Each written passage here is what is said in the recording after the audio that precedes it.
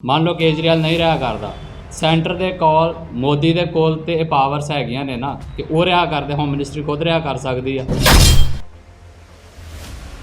85% ਸਿੱਖਾਂ ਨੇ, ਪੰਜਾਬੀਆਂ ਨੇ ਕੁਰਬਾਨੀਆਂ ਕੀਤੀਆਂ ਸੀਗੀਆਂ ਤੇ ਸਵਾਗਤ ਕੀਤਾ ਸੀਗਾ ਇਸ ਕਨਸਟੀਟਿਊਸ਼ਨ ਦਾ ਵੀ, ਤੇ ਇੱਕ ਵਿਸ਼ਵਾਸ ਦੇ ਨਾਲ, ਕਿਉਂਕਿ ਜਿਹੜੀ ਮੈਜੋਰਟੀ ਲੀਡਰਸ ਨੇ ਸਾਨੂੰ ਇੱਕ ਵਿਸ਼ਵਾਸ ਦਿਵਾਇਆ ਸੀਗਾ ਕਿ ਤੁਹਾਨੂੰ ਬਰਾਬਰ ਦੇ ਹੱਕ ਦਿੱਤੇ ਜਾਣਗੇ। ਸਾਡੇ ਸਿੰਘਾਂ ਸੂਰਮਿਆਂ ਨੇ ਇੱਕ ਦਹਾਕਾ ਜਿਹੜੀ ਜੰਗ ਆ ਉਹ ਲੜੀ ਤੇ ਅੱਜ ਵੀ ਜਿਹੜੀ ਉਹ ਜੰਗ ਆ ਉਹ ਜਾਰੀ ਆ, ਚਾਹੇ ਉਹ ਲੋਕਤੰਤਰਿਕ ਤਰੀਕੇ ਦੇ ਨਾਲ, ਸ਼ਾਂਤਮਈ ਤਰੀਕੇ ਦੇ ਨਾਲ, ਉਹ ਸਾਡੀ ਜਿਹੜੀ ਜਾਰੀ ਆ। ਜਿਹੜਾ ਏਜੰਡਾ ਇਹਨਾਂ ਨੂੰ ਆਪਣੇ ਸਿਆਸੀ ਮਫਾਦਾਂ ਲਈ ਫਿੱਟ ਬੈਠਦਾ ਹੋਵੇ ਤੇ ਉਹ ਜਿਹੜਾ ਐਲਾਨ ਆ ਇਹਨਾਂ ਵੱਲੋਂ ਬਹੁਤ ਛੇਤੀ ਕੀਤਾ ਜਾਂਦਾ ਆ। 26 ਜਨਵਰੀ ਇੰਡੀਆ ਦਾ ਨੈਸ਼ਨਲ ਡੇ ਆ। ਅਸੀਂ ਆਪਣੇ ਆਪ ਨੂੰ ਉਹਦਾ ਹਿੱਸਾ ਨਹੀਂ ਮੰਨਦੇ, ਅਸੀਂ ਆਪਣੇ ਨਾਲ ਉਹਨਾਂ ਨੂੰ ਲੱਗ ਕਰਦੇ। ਤੇ ਜਿਸ ਸੰਵਿਧਾਨ ਨੂੰ ਅੱਜ ਸਰਬ ਉੱਚ ਮੰਨਿਆ ਜਾ ਰਿਹਾ ਆ, ਉਸ ਸੰਵਿਧਾਨ ਦੇ ਵਿੱਚ ਲਗਾਤਾਰ ਪਿਛਲੇ 72 ਸਾਲਾਂ ਦੇ ਵਿੱਚ 125 ਤੋਂ ਵੱਧ ਅਮੈਂਡਮੈਂਟ ਇਹਦੇ ਵਿੱਚ ਹੋ ਚੁੱਕੀਆਂ ਨੇ। ਵੀ ਸਰਸਵਤੀ ਨਦੀ ਜਿਹੜੀ ਹੈ ਕਈ ਹਜ਼ਾਰ ਸਾਲ ਪਹਿਲਾਂ ਚੱਲਦੀ ਸੀ, ਤਾਂ ਉਸ ਨੂੰ ਰਿਵਾਈਵ ਕਰਨ ਦੇ ਲਈ MOU ਦਿੱਤਾ ਜਾਣਾ ਹੈ ਹਿਮਾਚਲ ਪ੍ਰਦੇਸ਼ ਦੇ CM ਤੇ ਹਰਿਆਣਾ ਦਾ CM। ਮੈਂ ਪੁੱਛਣਾ ਚਾਹੁੰਦਾ ਹੈ ਕਿ ਪੰਜਾਬ ਦੇ ਪਾਣੀਆਂ ਦੀ ਕੀਮਤ ਨਹੀਂ। ਅੰਮ੍ਰਿਤਸਰ ਵਿੱਚ ਅੱਜ ਦਲ ਖਾਲਸਾ ਵੱਲੋਂ ਤੇ ਹੋਰ ਗਰਮ ਖਿਆਲੀ ਜਥੇਬੰਦੀਆਂ ਵੱਲੋਂ ਇੱਕ ਪ੍ਰੈਸ ਕਾਨਫਰੰਸ ਕੀਤੀ ਗਈ, ਜਿਸ ਵਿੱਚ ਕਿਹਾ ਗਿਆ ਕਿ ਹਰ ਸਾਲ ਦੀ ਤਰ੍ਹਾਂ ਇਸ ਸਾਲ ਵੀ ਦਲ ਖਾਲਸਾ ਵੱਲੋਂ 26 ਜਨਵਰੀ ਵਾਲੇ ਦਿਨ ਕਾਲੀ ਝੰਡੀਆਂ ਲੈ ਕੇ ਕੇਂਦਰ ਸਰਕਾਰ ਦੇ ਖਿਲਾਫ ਰੋਸ ਪ੍ਰਦਰਸ਼ਨ ਕੀਤਾ ਜਾਵੇਗਾ। ਇਹ ਰੋਸ ਪ੍ਰਦਰਸ਼ਨ ਭੰਡਾਰੀ ਪੁਲ ਤੋਂ ਲੈ ਕੇ ਦਰਬਾਰ ਸਾਹਿਬ ਤੱਕ ਹੱਥਾਂ ਵਿੱਚ ਕਾਲੀਆਂ ਝੰਡੀਆਂ ਲੈ ਕੇ ਰੋਸ ਪ੍ਰਦਰਸ਼ਨ ਹੋਵੇਗਾ। ਸਿੱਖ ਆਗੂਆਂ ਨੇ ਕਿਹਾ ਕਿ ਬੇਅਦਬੀਆਂ ਦੇ ਮਾਮਲੇ ਨੂੰ ਲੈ ਕੇ ਬਰਗਾੜੀ ਕਾਂਡ ਹੋਵੇ ਜਾਂ ਬਾਈਬਲ ਕਲਾ ਕਾਂਡ ਹੋਵੇ, ਅਜੇ ਤੱਕ ਸਿੱਖਾਂ ਨੂੰ ਇਨਸਾਫ ਨਹੀਂ ਮਿਲ ਸਕਿਆ। ਹਰ ਪਾਸੇ ਸਿੱਖਾਂ ਨੂੰ ਦਬਾਇਆ ਜਾ ਰਿਹਾ ਹੈ। ਇਸੇ ਕਰਕੇ 26 ਜਨਵਰੀ ਦੇ ਪ੍ਰੋਗਰਾਮ ਦਾ ਸਿੱਖ ਆਗੂ ਬਾਈਕਾਟ ਕਰਦੇ ਹਨ। ਇਸ ਦਿਨ ਨੂੰ ਰੋਸ ਦਿਵਸ ਵਜੋਂ ਮਨਾਇਆ ਜਾਵੇਗਾ। ਇਸ ਦਿਨ ਕਾਲੇ ਝੰਡੇ ਲੈ ਕੇ ਸੜਕਾਂ ਤੇ ਉਤਰਾਂਗੇ। ਸਿੱਖਾਂ ਉੱਤੇ ਜ਼ੁਲਮ, ਵਿਤਕਰੇ, ਬੇਇਨਸਾਫੀਆਂ ਕੀਤੀਆਂ ਜਾ ਰਹੀਆਂ ਹਨ। ਇਹ ਸਰਕਾਰ ਦੇ ਵਿਰੋਧ ਵਿੱਚ ਜਾਂ ਸੰਵਿਧਾਨ ਦੇ ਵਿਰੋਧ ਵਿੱਚ ਰੋਸ ਪ੍ਰਦਰਸ਼ਨ ਹੋਵੇਗਾ। ਸੰਵਿਧਾਨ ਦੀ ਆੜ ਹੇਠ ਲਗਾਤਾਰ ਪਿਛਲੇ 72 ਸਾਲਾਂ ਤੋਂ ਲਗਾਤਾਰ ਸਿੱਖਾਂ ਨੂੰ ਦਬਾਇਆ ਜਾ ਰਿਹਾ। ਘੱਟ ਗਿਣਤੀਆਂ ਲਈ ਧੱਕੇਸ਼ਾਹੀ ਕਰਨ ਲਈ ਇਹ ਸਰਕਾਰਾਂ ਦੋਸ਼ੀ ਹਨ। ਨਹੀਂ, ਕੱਲਾ ਆਪ ਨਹੀਂ, ਇਸ ਦੇ ਵਿੱਚ ਅਸੀਂ ਪਹਿਲਾਂ ਵੀ ਇਹ ਕਹਿ ਚੁੱਕੇ ਹਾਂ ਕਿ ਜੇ ਆਪ ਨਹੀਂ ਰਿਹਾ ਕਰਦੇ, ਬਾਈ ਚਾਂਸ ਮੰਨ ਲਓ ਕੇਜਰੀਵਾਲ ਨਹੀਂ ਰਿਹਾ ਕਰਦਾ, ਸੈਂਟਰ ਦੇ ਕੋਲ ਮੋਦੀ ਦੇ ਕੋਲ ਤੇ ਇਹ ਪਾਵਰਸ ਹੈਗੀਆਂ ਨੇ ਨਾ ਕਿ ਉਹ ਰਿਹਾ ਕਰਦੇ, ਹੋਮ ਮਿਨਿਸਟਰੀ ਖੁਦ ਰਿਹਾ ਕਰ ਸਕਦੀ ਆ। ਕਿਉਂ ਜੇ ਇਹਦੇ ਵਿੱਚ ਕੱਲਾ ਕੇਜਰੀਵਾਲ ਤੇ ਦੋਸ਼ੀ ਹੈ ਹੀ ਆ, ਅਸੀਂ ਇਹ ਨਹੀਂ ਕਹਿ ਰਹੇ ਕਿ ਉਸ ਨੂੰ ਫ੍ਰੀ ਹੈਂਡ ਦੇ ਦਿੱਤਾ ਜਾਵੇਗਾ, ਉਸ ਦਾ ਵਿਰੋਧ ਹੋਵੇਗਾ ਜੇ ਉਹ ਆਪਣਾ ਸਟੈਂਡ ਕਲੀਅਰ ਨਹੀਂ ਕਰਦਾ। ਸਭ ਤੋਂ ਜ਼ਿਆਦਾ ਚੁਭਵੀਂ ਗੱਲ ਇਹ ਹੈ ਇਸ ਵਕਤ ਕਿ ਇੰਨੀਆਂ ਗੱਲਾਂ ਬਾਹਰ ਪਬਲਿਕ ਡੋਮੇਨ ਦੇ ਵਿੱਚ ਆਉਣ ਦੇ ਬਾਵਜੂਦ ਕੇਜਰੀਵਾਲ ਚੁੱਪ ਆ। ਪਹਿਲਾਂ ਉਹ ਆਪਣੀ ਚੁੱਪੀ ਤੋੜੇ, ਗੱਲ ਕਲੀਅਰ ਕਰੇ ਕਿ ਫਾਈਲ ਦਾ ਇਸ ਵਕਤ ਸਟੇਟਸ ਕੀ ਆ। ਉਸ ਤੋਂ ਬਾਅਦ ਅਗਲਾ ਜਿਹੜਾ ਪ੍ਰੋਗਰਾਮ ਬਣਦਾ, ਜਦੋਂ ਤੱਕ ਉਹ ਨਹੀਂ ਕਰਦਾ ਉਦੋਂ ਤੱਕ ਕੇਜਰੀਵਾਲ ਦਾ ਵਿਰੋਧ ਹੋਵੇਗਾ। ਔਰ ਜੇ ਉਸ ਫਾਈਲ ਦੀ, ਜਿਵੇਂ ਕਿ ਕੱਲ੍ਹ ਭਗਵੰਤ ਮਾਨ ਨੇ ਇਹ ਇੱਕ ਬਿਆਨ ਵੀ ਦਿੱਤਾ ਹੈ ਕਿ ਜਿਹੜੀ ਫਾਈਲ ਆ ਉਹ ਲੈਫਟੀਨੈਂਟ ਗਵਰਨਰ ਦੇ ਕੋਲ ਪਈ ਹੋਈ ਆ, ਜੇ ਉਹ ਸਟੇਟਸ ਆ ਤੇ ਇਹ ਇੱਕ ਚੰਗਾ ਸੰਕੇਤ ਵੀ ਆ। ਪਰ ਜੋ ਵੀ ਸਟੇਟਸ ਆ ਘੱਟੋ ਘੱਟ ਕੇਜਰੀਵਾਲ ਜਿਹੜਾ ਕਲੀਅਰ ਕਰੇ, ਔਰ ਜੇ ਉਹ ਨਹੀਂ ਤੇ ਅਸੀਂ ਇਸ ਦੇ ਵਿੱਚ ਕੇਂਦਰ ਸਰਕਾਰ ਤੇ ਦਿੱਲੀ ਸਰਕਾਰ ਨੂੰ ਦੋਵਾਂ ਨੂੰ ਬਰਾਬਰ ਦੇ ਦੋਸ਼ੀ ਸਮਝਦੇ ਦੋਵਾਂ ਦਾ ਵਿਰੋਧ ਕਰਾਂਗੇ। 85% ਸਿੱਖਾਂ ਨੇ, ਪੰਜਾਬੀਆਂ ਨੇ ਕੁਰਬਾਨੀਆਂ ਕੀਤੀਆਂ ਸੀਗੀਆਂ ਤੇ ਸਵਾਗਤ ਕੀਤਾ ਸੀਗਾ ਇਸ ਕਨਸਟੀਟਿਊਸ਼ਨ ਦਾ ਵੀ, ਤੇ ਇੱਕ ਵਿਸ਼ਵਾਸ ਦੇ ਨਾਲ, ਕਿਉਂਕਿ ਜਿਹੜੀ ਮੈਜੋਰਟੀ ਲੀਡਰਸ ਨੇ ਸਾਨੂੰ ਇੱਕ ਵਿਸ਼ਵਾਸ ਦਿਵਾਇਆ ਸੀਗਾ ਕਿ ਤੁਹਾਨੂੰ ਬਰਾਬਰ ਦੇ ਹੱਕ ਦਿੱਤੇ ਜਾਣਗੇ। ਉੱਤਰੀ ਭਾਰਤ ਦੇ ਵਿੱਚ ਇੱਕ ਤੁਹਾਨੂੰ ਆਜ਼ਾਦ ਖਿੱਤਾ ਦਿੱਤਾ ਜਾਵੇਗਾ ਜਿਹੜਾ ਹੋਏਗਾ ਇਸ ਦੇਸ਼ ਦਾ ਪਾਰਟ, ਪਰ ਤੁਸੀਂ ਉਹਦੇ ਆਪਣੀ ਆਜ਼ਾਦੀ ਦਾ ਜਿਹੜਾ ਨਿੱਘ ਮਾਣ ਸਕੋਗੇ। ਪਰ ਜਦੋਂ ਉਹਦੇ ਉਲਟ ਹੁੰਦਾ ਜਾ ਰਿਹਾ ਹੈ, ਭਾਵੇਂ ਉਹ 25-20 ਹੋਵੇ, ਸਾਨੂੰ ਜਰਾਇਮ ਪੇਸ਼ਾ ਕੌਮ ਕਹਿਣਾ ਹੋਵੇ, ਸਾਡਾ ਆਨੰਦ ਮੈਰਿਜ ਐਕਟ ਹੋਵੇ, ਕੋਈ ਵੀ ਜੋ ਸਿੱਖਾਂ ਦੇ ਬੇਸਿਕ ਰਾਈਟਸ ਨੇ ਉਹਨਾਂ ਨੂੰ ਕੁਚਲਣ ਵਾਲੇ ਜਿਹੜੇ ਹੈ ਉਹ ਸਟੈਪਸ ਸਰਕਾਰ ਲੈ ਰਹੀ ਹੈ। ਸਾਰੀ ਸਿੱਖ ਕੌਮ ਜਰਾਇਮ ਪੇਸ਼ਾ ਹੋਵੇ, ਇਹ ਸਾਰੀ ਸਿੱਖ ਕੌਮ ਭਾਰਤ ਦਾ ਹੀ ਨੁਮਾਇੰਦਾ ਸੀ। ਦੇਖੋ ਭਾਰਤ ਦਾ ਨੁਮਾਇੰਦਾ ਸੀ, ਉਹ ਭਾਰਤ ਦੀ ਨੁਮਾਇੰਦਗੀ ਕਰ ਰਿਹਾ ਸੀ, ਨਾ ਉਹ ਸਿੱਖ ਕੌਮ ਦੀ ਨੁਮਾਇੰਦਗੀ ਕਰ ਰਿਹਾ ਸੀ। ਬਾਕੀ ਜਿੱਥੋਂ ਤੱਕ ਆਪਾਂ ਗੱਲ ਕਰਦੇ ਆ ਕਿ ਜੇਕਰ ਉਹ ਸੰਵਿਧਾਨ ਦੇ ਵਿੱਚ ਸੋਧ ਕਰ ਦਿੰਦੇ ਆ, ਸਿੱਖ ਕੌਮ ਦੇ ਮੰਨ ਲੈਂਦੇ ਆ ਕਿ ਵੱਖਰੀ ਨਿਆਰੀ ਕੌਮ ਆ, ਕਿ ਉਸ ਤੋਂ ਬਾਅਦ ਅਸੀਂ ਸੰਵਿਧਾਨ ਨੂੰ ਮੰਨ ਲਵਾਂਗੇ। 1984 ਤੋਂ ਬਾਅਦ ਹਿੰਦੁਸਤਾਨ ਅਤੇ ਸਿੱਖਾਂ ਵਿਚਾਲੇ ਜਿਹੜੇ ਰਿਸ਼ਤੇ, ਉਹਦੇ ਵਿੱਚ ਬੜੀ ਵੱਡੀ ਇੱਕ ਲਕੀਰ ਖਿੱਚੀ ਜਾ ਚੁੱਕੀ ਹੋਈ ਹੈ, ਜਿਹੜੀ ਦਰਾਰ ਆ ਉਹ ਪੈ ਚੁੱਕੀ ਹੋਈ ਆ। ਸਿੱਖ ਆਪਣਾ ਜਿਹੜਾ ਸੰਘਰਸ਼ ਆ ਉਹ ਹੁਣ ਆਜ਼ਾਦੀ ਵੱਲ ਲੈ ਕੇ ਜਾ ਰਹੇ ਆ ਕਿ ਜੇ ਦਰਬਾਰ ਸਾਹਿਬ ਉੱਤੇ ਹਮਲਾ ਹੋਇਆ ਤਾਂ ਖਾਲਿਸਤਾਨ ਦੀ ਜਿਹੜੀ ਨੀਂਹ ਆ ਉਹ ਸਾਡੇ ਸਿੰਘਾਂ ਸੂਰਮਿਆਂ ਨੇ ਇੱਕ ਦਹਾਕਾ ਜਿਹੜੀ ਜੰਗ ਆ ਉਹ ਲੜੀ ਤੇ ਅੱਜ ਵੀ ਜਿਹੜੀ ਉਹ ਜੰਗ ਆ ਉਹ ਜਾਰੀ ਆ, ਚਾਹੇ ਉਹ ਲੋਕਤੰਤਰਿਕ ਤਰੀਕੇ ਦੇ ਨਾਲ, ਸ਼ਾਂਤਮਈ ਤਰੀਕੇ ਦੇ ਨਾਲ, ਉਹ ਸਾਡੀ ਜਿਹੜੀ ਜਾਰੀ ਆ। ਇਸ ਸੰਵਿਧਾਨ ਦੇ ਵਿੱਚ ਜਿਹੜੀ ਸੋਧ ਆ ਉਹ ਤਾਂ ਅਸੀਂ ਫਿਰ ਵੀ ਕਰਾਉਣੀ ਆ, ਭਾਵੇਂ ਖਾਲਿਸਤਾਨ ਬਣ ਵੀ ਜਾਂਦਾ ਹੈ, ਪਰ ਇਹਦਾ ਮਤਲਬ ਇਹ ਨਹੀਂ ਕਿ ਜਿਹੜਾ ਭਾਰਤ ਆ ਉਹ ਸਾਨੂੰ ਹਿੰਦੂ ਰੂਪ ਦੇ ਵਿੱਚ ਹੀ ਦੇਖੇ। ਸਾਡੀ ਇੱਕ ਵੱਖਰੀ ਪਹਿਚਾਣ ਆ, ਸਾਡਾ ਜਿਹੜਾ ਇੱਕ ਵੱਖਰਾ ਧਰਮ ਆ। ਤੁਸੀਂ ਸੰਵਿਧਾਨ ਦੇ ਵਿੱਚ ਸੋਧ ਕਰਾਉਣ ਦੀ ਗੱਲ ਦੀ ਆੜ ਹੇਠ ਹੀ ਇਹ ਲੰਬੇ ਸਮੇਂ ਤੋਂ RSS ਵਰਗੀਆਂ ਜਿਹੜੀਆਂ ਸੰਸਥਾਵਾਂ ਆ ਉਹ ਸਾਡੇ ਧਰਮ ਨੂੰ, ਸਾਡੇ ਸੱਭਿਆਚਾਰ ਨੂੰ, ਸਾਡੇ ਇਤਿਹਾਸ ਨੂੰ ਜਿਹੜਾ ਨਿਸ਼ਾਨਾ ਆ ਉਹ ਬਣਾ ਰਹੇ ਆ। ਜਿਵੇਂ ਬਾਬਾ ਬੰਦਾ ਸਿੰਘ ਬਹਾਦਰ ਨੂੰ RSS ਵਰਗੀਆਂ ਸੰਸਥਾਵਾਂ ਵੱਲੋਂ ਵੀਰ ਬੰਦਾ ਬੈਰਾਗੀ ਬਣਾ ਕੇ ਪੇਸ਼ ਕੀਤਾ ਗਿਆ। ਗੁਰੂ ਤੇਗ ਬਹਾਦਰ ਸਾਹਿਬ ਜੀ ਮਹਾਰਾਜ ਧਰਮ ਦੀ ਚਾਦਰ, ਉਹਨਾਂ ਨੂੰ ਹਿੰਦ ਦੀ ਚਾਦਰ ਜਿਹੜਾ ਬਣਾ ਕੇ ਆ ਉਹ ਪੇਸ਼ ਕੀਤਾ। ਹੁਣ ਸਾਹਿਬਜ਼ਾਦਿਆਂ ਦੀ ਜਿਹੜੀ ਮਹਾਨ ਸ਼ਹਾਦਤ ਹੈ, ਲਸਾਨੀ ਸ਼ਹਾਦਤ, ਉਹਨੂੰ ਵੀਰ ਬਾਲ ਦਿਵਸ ਵਜੋਂ ਜਿਹੜਾ ਮਨਾਉਣ ਦਾ ਜਿਹੜਾ ਐਲਾਨ ਆ ਪ੍ਰਧਾਨ ਮੰਤਰੀ ਮੋਦੀ ਵੱਲੋਂ ਕੀਤਾ ਜਾਂਦਾ। ਇਹ ਵੀ ਇੱਕ RSS ਦਾ ਜਿਹੜਾ ਏਜੰਡਾ ਸੀ, ਉਹਨਾਂ ਨੂੰ ਫਿੱਟ ਬੈਠਦਾ ਸੀ ਤੇ ਉਹਨਾਂ ਨੇ ਜਿਹੜਾ ਐਲਾਨ ਆ ਉਹ ਕਰ ਦਿੱਤਾ। ਹਾਲਾਂਕਿ ਲੰਬੇ ਸਮੇਂ ਤੋਂ ਸਾਡੀਆਂ ਜਿਹੜੀਆਂ ਮੰਗਾਂ ਉਹ ਲਟਕ ਰਹੀਆਂ ਆ, ਚੰਡੀਗੜ੍ਹ ਪੰਜਾਬ ਨੂੰ ਦਿੱਤਾ ਜਾਵੇ, ਪਰ ਉਹ ਐਲਾਨ ਨਹੀਂ ਕੀਤਾ ਜਾਂਦਾ। ਅੰਮ੍ਰਿਤਸਰ ਨੂੰ ਪਵਿੱਤਰ ਸ਼ਹਿਰ ਦਾ ਦਰਜਾ ਦੇਣ ਦੀ ਗੱਲ ਆ, ਉਹ ਐਲਾਨ ਨਹੀਂ ਹੁੰਦਾ। ਬੰਦੀ ਸਿੰਘਾਂ ਦੀ ਰਿਹਾਈਆਂ ਦੀ ਗੱਲ, ਉਹ ਐਲਾਨ ਨਹੀਂ। ਪਰ ਜਿਹੜਾ ਏਜੰਡਾ ਇਹਨਾਂ ਨੂੰ ਆਪਣੇ ਸਿਆਸੀ ਮਫਾਦਾਂ ਲਈ ਫਿੱਟ ਬੈਠਦਾ ਹੋਵੇ ਤੇ ਉਹ ਜਿਹੜਾ ਐਲਾਨ ਆ ਇਹਨਾਂ ਵੱਲੋਂ ਬਹੁਤ ਛੇਤੀ ਕੀਤਾ ਜਾਂਦਾ ਆ। ਸੋ ਲੰਬੇ ਸਮੇਂ ਤੋਂ ਜਿਹੜਾ ਸਿੱਖ ਕੌਮ ਉੱਤੇ ਵੱਖ-ਵੱਖ ਤਰੀਕਿਆਂ ਦੇ ਨਾਲ ਜਿਹੜੇ ਹਮਲੇ ਆ ਉਹ ਹੋ ਰਹੇ ਆ। ਸੋ ਇਹਨਾਂ ਹਮਲਿਆਂ ਦੇ ਰੋਸ ਵਜੋਂ ਹੀ ਅਸੀਂ ਜਿਹੜਾ ਕਾਲਾ ਦਿਨ ਆ ਉਹ ਮਨਾਉਣ ਵਜੋਂ ਮਜਬੂਰ ਹੋਏ ਆ। ਭਾਰਤ ਦੇ ਨਾਗਰਿਕ ਆਪਾਂ ਆਪਣੇ ਨੂੰ ਨਹੀਂ ਮੰਨਦੇ, ਕਿਉਂਕਿ ਸੰਵਿਧਾਨ ਨਹੀਂ ਮੰਨਦੇ, ਆਪਾਂ ਕਿੱਦਾਂ ਮੰਨਾਂਗੇ? ਦੇਖੋ, ਜਿੱਥੋਂ ਤੱਕ ਭਾਰਤ ਦੀ ਨਾਗਰਿਕਤਾ ਦੀ ਗੱਲ ਆ, ਜਦੋਂ ਇਹ ਦੇਸ਼ ਗੋਰਿਆਂ ਦਾ ਜਿਹੜਾ ਗੁਲਾਮ ਹੁੰਦਾ ਸੀ, ਉਦੋਂ ਜਿਹੜਾ ਮਹਾਤਮਾ ਗਾਂਧੀ ਸੀ ਉਹਦੇ ਦੇ ਕੋਲ ਵੀ ਜਿਹੜਾ ਬ੍ਰਿਟਿਸ਼ ਪਾਸਪੋਰਟ ਹੁੰਦਾ ਸੀ। ਸੋ ਇੱਥੋਂ ਦੇ ਜਿਹੜੇ ਆਧਾਰ ਕਾਰਡ ਬਣਾਉਣੇ ਜਾਂ ਹੋਰ, ਇਹ ਸਾਡੀ ਇੱਕ ਮਜਬੂਰੀ ਹੋ ਸਕਦੀ ਹੈ। ਵੋਟਾਂ ਵਿੱਚ ਹਿੱਸਾ ਲੈਣਾ ਜਾਂ ਸਿਮਰਨਜੀਤ ਸਿੰਘ ਮਾਨ ਵਰਗੀਆਂ ਪਾਰਟੀਆਂ ਨੂੰ ਸਮਰਥਨ ਦੇਣਾ, ਕਿਉਂਕਿ ਲੜਦੀਆਂ ਤੇ ਉਹ ਵੀ ਸੰਵਿਧਾਨ ਅਨੁਸਾਰ ਚੋਣਾਂ। ਸੋ ਇਹ ਸਾਡੀ ਮਜਬੂਰੀ ਹੋ ਸਕਦੀ, ਪਰ ਸਾਡਾ ਜਿਹੜਾ ਇਸ ਸੰਵਿਧਾਨ ਦੇ ਵਿੱਚ ਕੋਈ ਜਿਹੜਾ ਵਿਸ਼ਵਾਸ ਆ ਉਹ ਨਹੀਂ ਹੈ। ਖਾਲਿਸਤਾਨ 'ਚ ਵਿਸ਼ਵਾਸ ਹੈ? ਬਿਲਕੁਲ। ਖਾਲਿਸਤਾਨ ਜਿਹੜੀ ਬਾਦਸ਼ਾਹੀ ਹੈ ਉਹ ਗੁਰੂ ਸਾਹਿਬ ਜੀ ਨੇ ਸਾਨੂੰ ਬਖਸ਼ਿਸ਼ ਕੀਤੀ ਹੈ। ਖੁਦ ਬਾਬਾ ਬੰਦਾ ਸਿੰਘ ਬਹਾਦਰ ਨੂੰ ਗੁਰੂ ਪਾਤਸ਼ਾਹ ਜੀ ਨੇ ਪੰਜਾਬ ਦੇ ਵੱਲ ਜਿਹੜਾ ਉਹ ਤੋਰਿਆ। ਸ਼ੇਰੇ ਪੰਜਾਬ ਮਹਾਰਾਜਾ ਰਣਜੀਤ ਸਿੰਘ ਨੇ ਇੱਥੇ 40 ਸਾਲ ਜਿਹੜਾ ਰਾਜ ਆ ਉਹ ਕੀਤਾ, ਤੇ ਜਿਹਦੇ ਵਿੱਚ ਕਿਸੇ ਵੀ ਕੌਮ ਦੇ ਨਾਲ ਜਿਹੜਾ ਜ਼ੁਲਮ, ਧੱਕਾ, ਵਿਤਕਰਾ, ਬੇਇਨਸਾਫੀ ਆ ਉਹ ਨਹੀਂ ਕੀਤੀ ਜਾਏ। ਕਿਸ ਤਰ੍ਹਾਂ ਮਿਲ ਸਕਦੀ ਹੈ ਆਜ਼ਾਦੀ? ਉਸ ਆਜ਼ਾਦੀ ਦੇ ਵਾਸਤੇ ਜਿਹੜਾ ਸਾਡਾ ਸੰਘਰਸ਼ ਆ ਉਹ ਮੋਟਾ ਜਿਹਾ ਹੱਲ ਮੈਂ ਤੁਹਾਨੂੰ ਦੱਸ ਦਿੰਦਾ। 26 ਜਨਵਰੀ ਇੰਡੀਆ ਦਾ ਨੈਸ਼ਨਲ ਡੇ ਆ। ਅਸੀਂ ਆਪਣੇ ਆਪ ਨੂੰ ਉਹਦਾ ਹਿੱਸਾ ਨਹੀਂ ਮੰਨਦੇ, ਅਸੀਂ ਆਪਣੇ ਨਾਲ ਉਹਨਾਂ ਨੂੰ ਅਲੱਗ ਕਰ ਰਹੇ। ਲੋਕਾਂ ਨੂੰ ਜਾਗਰੂਕ ਕੀਤਾ ਜਾਵੇਗਾ, ਇਹਨਾਂ ਦਿਹਾੜਿਆਂ ਦੇ ਨਾਲੋਂ ਲੋਕਾਂ ਨੂੰ ਤੋੜਿਆ ਜਾਵੇ। ਆਪਣੀ ਜਿਹੜੀ ਅਸਲੀ ਪਹਿਚਾਣ ਹੈ ਉਹਦੇ ਲਈ ਲੋਕਾਂ ਨੂੰ ਦੱਸਿਆ ਜਾਵੇ।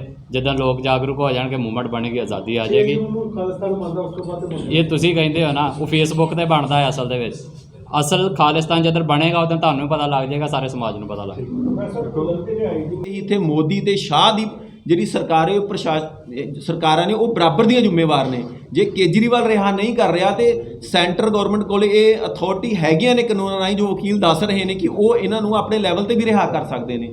ਜਿਹੜੇ 9 ਬੰਦੀ ਸਿੰਘਾਂ ਦੀ ਮੇਨ ਗੱਲ ਹੋ ਰਹੀ ਹੈ, ਜਿਹੜੇ ਲੰਮੇ ਸਮੇਂ ਤੋਂ ਜੇਲ੍ਹਾਂ ਵਿੱਚ ਬੰਦ, ਜਿਹੜੀ ਆਪਣੀ ਉਮਰ ਕੈਦਾਂ ਭੋਗ ਚੁੱਕੇ ਨੇ, ਉਹਨਾਂ ਨੂੰ ਜਿਹੜਾ ਰਿਹਾ ਨਹੀਂ ਕੀਤਾ ਜਾ ਰਿਹਾ। ਲਗਾਤਾਰ ਲੰਬੇ ਸਮੇਂ ਤੋਂ ਜਿਹੜਾ 72 ਸਾਲਾਂ ਤੋਂ ਜੋ ਰੋਹ ਪੰਜਾਬ ਨੂੰ ਦੇਖਣਾ ਝੱਲਣਾ ਪੈ ਰਿਹਾ, ਉਹਦੇ ਖਿਲਾਫ ਅਸੀਂ ਜਿਹੜਾ ਇਹ ਰੋਸ ਮਾਰਚ ਕਰਾਂਗੇ। ਤੇ ਅਸੀਂ ਨੌਜਵਾਨਾਂ ਨੂੰ ਅਪੀਲ ਕਰਦੇ ਹਾਂ ਕਿ ਜਿਹੜੇ 26 ਜਨਵਰੀ ਦੇ ਜਸ਼ਨ ਮਨਾਏ ਜਾਂਦੇ ਨੇ, ਜਸ਼ਨਾਂ ਦਾ ਬਾਈਕਾਟ ਕੀਤਾ ਜਾਵੇ ਤੇ ਆਉਣ ਵਾਲੀ ਆਪਣੀ ਪੀੜ੍ਹੀ ਨੂੰ ਇਹ ਸਮਝਾਇਆ ਜਾਵੇ ਕਿ ਜਸ਼ਨ ਸਿੱਖਾਂ ਲਈ ਮਨਾਉਣ ਦੇ ਜਸ਼ਨ ਨਹੀਂ, ਇਹ ਸਿੱਖਾਂ ਲਈ ਕਾਲਾ ਦਿਨ ਤੇ ਕਾਲੇ ਦਿਨ ਵੱਲੋਂ ਅਸੀਂ ਜਿਹੜਾ ਇਹਨੂੰ ਮਨਾਵਾਂਗੇ। ਦਰਿਆਏ ਪਾਣੀ ਦੀਆਂ ਗੱਲਾਂ ਗੱਲ ਸੁਣੋ, ਜੋ ਇਹ ਇਸ ਵੇਲੇ ਪ੍ਰੈਸਿੰਗ ਮੈਟਰਸ ਨੇ ਉਸ ਨਾਲ ਤੁਹਾਡੀ ਬਰੀਫਿੰਗ ਕੀਤੀ ਹੈ। ਜਿੱਥੇ ਤੱਕ ਰੇਤਾਂ ਦੀ ਗੱਲ ਆਉਂਦੀ ਹੈ, ਜਿੱਥੇ exploitation of resources of Punjab ਹੋ ਰਿਹਾ ਹੈ, ਜਿੱਥੇ ਰੇਤ ਇੱਕ ਰਿਸੋਰਸ ਹੈ ਉੱਥੇ ਪਾਣੀ ਵੀ ਇੱਕ ਰਿਸੋਰਸ ਹੈ। ਜਿੱਥੇ ਪਾਣੀ ਦੀ ਗੱਲ ਹੋਏਗੀ ਉੱਥੇ ਅਸੀਂ ਰੇਤਾਂ ਦੀ ਵੀ ਗੱਲ ਕਰਾਂਗੇ। ਐਂਡ ਜਿੱਥੇ ਤੱਕ ਡਰੱਗਸ ਦੀ ਗੱਲ ਆਉਂਦੀ ਹੈ, ਹੁਣ ਵੇਖੋ ਕਿ ਗੁਜਰਾਤ ਦੇ ਵਿੱਚ ਕਈ ਟਨ ਜਿਹੜੀ ਡਰੱਗਸ ਫੜੀ ਜਾਂਦੀ ਹੈ। ਦੋਸ਼ ਲਾਇਆ ਜਾਂਦਾ ਕਿ ਪਾਕਿਸਤਾਨ ਤੋਂ ਪੰਜਾਬ ਦੇ ਵਿੱਚ ਆਉਂਦਾ ਹੈ। ਮੈਂ ਪੁੱਛਣਾ ਚਾਹੁੰਦਾ ਹੈ ਕਿ ਜੇ ਗੁਜਰਾਤ ਤੋਂ ਪੰਜਾਬ ਆ ਰਿਹਾ ਉਹਦੇ ਬਾਰੇ ਕੋਈ ਗੱਲ ਕਿਉਂ ਨਹੀਂ ਕਰ ਰਿਹਾ? ਸੋ ਗਵਰਨਮੈਂਟ ਨੇ ਉਹਦੇ ਤੇ ਕੀ ਸ਼ਿਕੰਜਾ ਕੱਸਿਆ? ਅਸੀਂ ਜਿਹੜੀ ਸੈਂਟਰ ਦੀ ਸਰਕਾਰ ਹੈ ਉਸ ਨੂੰ ਪੁੱਛਣਾ ਚਾਹੁੰਦੇ ਹਾਂ ਕਿ ਜੇ ਗੁਜਰਾਤ ਦੇ ਵਿੱਚ ਡਰੱਗਸ ਆ ਰਹੇ ਨੇ ਤਾਂ ਸਭ ਤੋਂ ਜ਼ਿਆਦਾ ਵਰਤੋਂ ਜੇ ਪੰਜਾਬ ਦੇ ਵਿੱਚ ਕੀਤੀ ਜਾ ਰਹੀ ਹੈ ਉਹਦੀ, ਜਾਂ ਉਸ ਨੂੰ ਧਕੇਲਿਆ ਜਾ ਰਿਹਾ ਪੰਜਾਬ ਵੱਲ, ਜਾਂ ਪੰਜਾਬ ਨੂੰ ਇੱਕ ਬੁਰਾ ਆਊਟਲੁੱਕ ਦੇਣ ਦੇ ਲਈ ਉਸ ਨੂੰ ਧਕੇਲਿਆ ਜਾ ਰਿਹਾ ਹੈ, ਤੇ ਉਹਦੇ ਤੇ ਜਿਹੜੀ ਹੈ ਸੈਂਟਰ ਸਰਕਾਰ ਦਾ ਕੋਈ ਪ੍ਰਤੀਕਰਮ ਹੁਣ ਤੱਕ ਵੇਖਣ ਨੂੰ ਨਹੀਂ ਮਿਲਿਆ। ਇਸ ਕਰਕੇ ਅਸੀਂ ਸੈਂਟਰ ਸਰਕਾਰ ਨੂੰ ਵੀ ਕਹਿੰਦੇ ਕਿ ਉਹਦੇ ਤੇ ਆਪਣਾ ਇੱਕ ਪ੍ਰਤੀਕਰਮ ਦੇਣ, ਤੇ ਜੋ ਦੋਸ਼ ਪੰਜਾਬ ਤੇ ਡਰੱਗਸ ਦੇ ਲੱਗਦੇ ਨੇ ਪਹਿਲਾਂ ਗੁਜਰਾਤ ਨੂੰ ਜਾ ਕੇ ਸਾਂਭਣ, ਉੱਧਰੋਂ ਡਰੱਗਸ ਜਿਹੜੀਆਂ ਪੰਜਾਬ 'ਚ ਜਿਹੜੀਆਂ ਆ ਰਹੀਆਂ ਨੇ ਉਹਨਾਂ ਨੂੰ ਰੋਕਣ। ਤੇ ਰੇਤਾ ਕਿੱਦਾਂ ਦੀ? ਰੇਤਾ ਜੀ ਅਸੀਂ ਸਰਕਾਰਾਂ ਨੂੰ ਅਪੀਲ ਕਰ ਸਕਦੇ ਹਾਂ, ਅਸੀਂ ਸਰਕਾਰਾਂ ਨੂੰ ਅਪੀਲ ਕਰਾਂਗੇ। ਹੁਣ ਜੇ ਕੱਲ ਨੂੰ ਕੋਈ ਸਰਕਾਰ ਆਂਦੀ ਹੈ, ਹੁਣ ਇਲੈਕਸ਼ਨਸ ਦਾ ਮਾਹੌਲ ਗਰਮਾਇਆ ਹੋਇਆ ਤੇ ਕੱਲ ਨੂੰ ਜਿਹੜੀ ਵੀ ਸਰਕਾਰ ਆਏਗੀ ਉਸ ਤੋਂ ਅਸੀਂ ਇਹ ਉਮੀਦ ਹੀ ਕਰ ਸਕਦੇ ਹਾਂ ਜਾਂ ਉਸ ਨੂੰ ਅਸੀਂ ਅਪੀਲ ਕਰ ਸਕਦੇ ਹਾਂ ਕਿ ਰੇਤਾ ਦਾ ਜੋ ਧੰਦਾ ਹੀ ਚੱਲ ਰਿਹਾ ਹੈ, ਐਕਸਪਲੋਇਟੇਸ਼ਨ ਚੱਲ ਰਹੀ ਹੈ, ਭਾਵੇਂ ਕਿਸੇ ਵੀ ਰਿਸੋਰਸ ਦੀ ਹੋਏ, ਉਸ ਤੇ ਠੱਲ ਪਾਈ ਜਾਵੇ। ਦਰਿਆਵਾਂ ਦੀ ਲੁੱਟ ਹੈ ਜੀ ਰੇਤਾ ਸੀ। ਬਿਲਕੁਲ, ਸਰਕਾਰ ਸੀ, ਕਾਂਗਰਸ ਦੋਸ਼ ਲਾਉਂਦੀ ਸੀ ਲੋਕ ਇਹਨਾਂ ਦਾ ਪਰਮਾਨੈਂਟ ਸੋਲੂਸ਼ਨ ਇਹ ਹੀ ਹੈ ਕਿ ਲੋਕ ਜਾਗਰੂਕ ਹੋਣ। ਬਿਲਕੁਲ, ਲੋਕ ਇਹਨਾਂ ਨੂੰ ਸਵਾਲ ਪੁੱਛਣ। ਨਹੀਂ ਬਿਲਕੁਲ ਨਹੀਂ ਕਿ ਮੈਂ ਵੀ ਦਰਿਆਵਾਂ ਦੇ ਕੰਢੇ ਤੇ ਵਸਿਆ ਆ, ਮੇਰਾ ਪਿੰਡ ਆ। ਜਿਹੜੀ ਗਰਾਊਂਡ ਰਿਐਲਿਟੀ ਆ ਸਾਡੀ, ਉਸ ਨੂੰ ਅਸੀਂ ਇਹ ਬਿਲਕੁਲ ਸਮਝੀਏ। ਜਿਹਦੇ ਨਾਲ ਤੇ ਡਾਇਰੈਕਟਲੀ ਪ੍ਰੋਬਲਮ ਇਹ ਰਿਲੇਟ ਕਰਦੀ ਆ, ਉਹ ਇਸ ਦੇ ਬਾਰੇ ਆਵਾਜ਼ ਚੁੱਕਦਾ। ਬਾਕੀ ਲੋਕ ਸਾਰੇ ਅਵੇਸਲੀ ਨਿੰਦੇ ਸੁੱਤੇ ਰਹਿੰਦੇ ਨੇ। ਇਸ ਦਾ ਪਰਮਾਨੈਂਟ ਸੋਲੂਸ਼ਨ ਇਹ ਹੈ ਕਿ ਲੋਕ ਜਾਗਰੂਕ ਹੋਣ। ਜਿਸ ਏਰੀਆਸ ਦੇ ਵਿੱਚ ਇਹ ਪ੍ਰੋਬਲਮ ਹੁੰਦੀ, ਖਾਸ ਤੌਰ ਦੇ ਉੱਤੇ ਉਹ ਆਵਾਜ਼ ਚੁੱਕਣ। ਆਪਣੇ ਪੋਲੀਟੀਕਲ ਜਿਹਨਾਂ ਨੂੰ ਉਹ ਚੁਣ ਕੇ ਭੇਜਦੇ ਨੇ, ਉਹਨਾਂ ਨੂੰ ਕਟਹਿਰੇ ਦੇ ਵਿੱਚ ਖੜਾ ਕਰਨ। ਔਰ ਇਹਨਾਂ ਸਾਰੀਆਂ ਪ੍ਰੋਬਲਮਸ ਜਿਹੜੀਆਂ ਤੁਸੀਂ ਗਿਣਾਈਆਂ, ਚਾਹੇ ਉਹ ਨਸ਼ੇ ਦੀ ਹੋਵੇ, ਅਨਇੰਪਲੋਇਮੈਂਟ ਹੋਵੇ, ਰੇਤ ਮਾਫੀਆ, ਦਰਿਆਈ ਪਾਣੀਆਂ, ਅਸੀਂ ਸਾਡਾ ਇਹ ਮੰਨਣਾ ਆ ਐਜ਼ ਏ ਸਿੱਖ, ਇਹਦਾ ਪਰਮਾਨੈਂਟ ਸੋਲਿਊਸ਼ਨ ਸਾਡੀ ਫਰੀडम ਦੇ ਵਿੱਚ ਪਿਆ ਆ। ਜਦੋਂ ਤੱਕ ਇੰਡੀਅਨ ਲਾਅਸ ਤੇ ਇੰਡੀਅਨ ਸੰਵਿਧਾਨ ਸਾਡੇ ਉੱਤੇ ਲਾਗੂ ਆ, ਉਹ ਇਹੋ ਜਿਹੇ ਕਰਪਟ ਲੀਡਰਸ ਹੀ ਅੱਗੇ ਆਉਣਗੇ ਜਿਹੜੇ ਇਹੋ ਜਿਹੀ ਕਰਪਸ਼ਨ ਸਮਾਜ ਦੇ ਵਿੱਚ ਕਰਦੇ ਰਹਿਣਗੇ। ਪਰਮਾਨੈਂਟ ਸੋਲਿਊਸ਼ਨ ਇਹਦਾ ਪੰਜਾਬ ਦੀ ਆਜ਼ਾਦੀ ਦੇ ਵਿੱਚ ਆ। ਜਦੋਂ ਪੰਜਾਬ ਆਜ਼ਾਦ ਹੋਵੇਗਾ, ਉਹਦੇ ਵਿੱਚ ਇੱਕ ਗੱਲ ਮੈਂ ਸ਼ੋਰ ਇਹ ਜ਼ਰੂਰ ਕਰ ਦੇਵਾਂ, ਹਾਲਾਂਕਿ ਬੜੀ ਵਾਰ ਕਿਹਾ ਜਾਂਦਾ ਕਿ ਜਦੋਂ ਪੰਜਾਬ ਆਜ਼ਾਦ ਹੋ ਜਾਏਗਾ, ਉਹਦੇ ਵਿੱਚ ਇਹ ਕਰਪਟ ਲੀਡਰ ਚੱਲਣਗੇ। ਉਹੀ ਇਮਾਨਦਾਰ ਲੀਡਰਸ਼ਿਪ ਪੰਜਾਬ ਨੂੰ ਆਜ਼ਾਦੀ ਦਿਵਾਏਗੀ, ਜਿਹੜੀ ਪ੍ਰੋਪਰ ਇਮਾਨਦਾਰ ਹੋਵੇਗੀ। ਇਹ ਕਰਪਟ ਦਵਾ ਹੀ ਨਹੀਂ ਪਾਉਣਗੇ। ਸੋ ਉਸ ਸਮੇਂ ਦੇ ਉੱਤੇ ਜਿਹੜਾ ਵਾ ਸੰਵਿਧਾਨ ਦੇ ਉੱਤੇ ਵਿਸ਼ਵਾਸ ਨਹੀਂ ਕਿ ਲੀਡਰਾਂ ਤੇ ਵਿਸ਼ਵਾਸ ਨਹੀਂ, ਦੋਵੇਂ ਚੀਜ਼ਾਂ ਦੇ ਐਜ਼ ਸੱਚ ਐਜ਼ ਮੌਜੂਦਾ ਸਮੇਂ ਦੇ ਉੱਤੇ ਭਾਰਤੀ ਸੰਵਿਧਾਨ ਨੇ ਜਿੰਨਾ ਸਾਡੀ ਹੋਂਦ ਮੰਨੀ ਨਹੀਂ, ਉਸ ਦੇ ਉੱਤੇ ਕੀ ਵਿਸ਼ਵਾਸ ਅਸੀਂ ਕਰੀਏ। ਜਿਹੜੀ ਲੀਡਰਸ਼ਿਪ ਹੈ ਉਹ ਤੁਹਾਡੇ ਸਾਹਮਣੇ ਹੈ।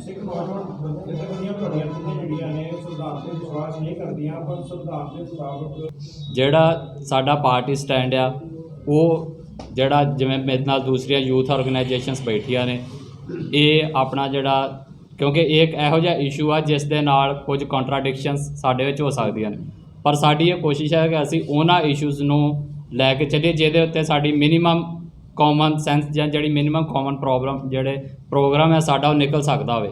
ਇਲੈਕਸ਼ਨਸ ਦਲ ਖਾਲਸਾ ਦੀ ਪਾਲਿਸੀ ਹੈ ਕਿ ਇਸ ਦੇ ਵਿੱਚੋਂ ਕੁਝ ਨਹੀਂ ਨਿਕਲਣਾ।